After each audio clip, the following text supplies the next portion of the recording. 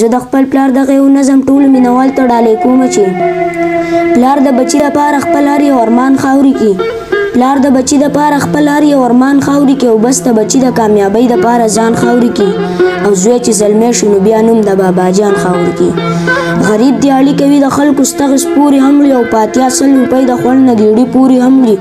او په مزدورۍ له پاسه څه خبرې نورې هم لري. په زوی تعلیم کوي په خپله در په در ګرځېږي دی غم له نه ورکوي، غریب به سر به بر ګرځېږي، بچی به مور ساتي په خپله به نهر ګرځېږي. ځان سره سوچ کوي پټکی به مې د سر جوړ شي،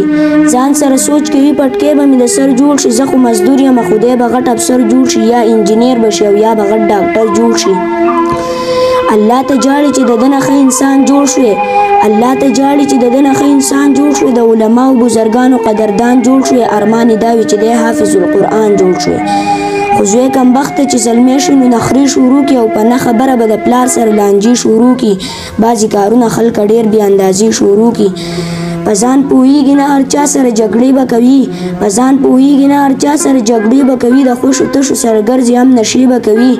غریبي نه کوي د خان ملک پیښې به کوي. دا بې غیرته بیا د پلار نصیحت هم نه مني، د مور عجز او بېوسې منت هم نه مني، غفلت کې پروت وي او زره انسانیت هم نه مني.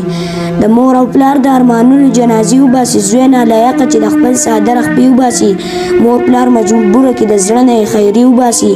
بیا یوه ورځ سمه نه وي د ژوندون په لاره، په زندګۍ کې بیا لاړ نه شي د سکون په لاره، همیش روان وي دا کمبخت د مالون په لاره. بیا په ځان پوه شو خو وخت پې د بهار تېر وي، بیا په ځان پوه شو خو وخت پې د بهار تېر وي، لاسونه مروړي خو په ژوند باندې وار تېر وي، د چا اقرار ته وي محتاج خو اقرار تېر وي. د دعاګانو ژبې بیا نه خوځي خاورو لاندې، ستا را جړا او فریاد بیا نه رسي خاورو لاندې، یوه ورځ به تا هم الله ونسي خاورو لاندې. نو د مور او پلار قدر پکار دی په دنیا باندې، بیا پس د مرګه نه درنېږي په ژړا باندې،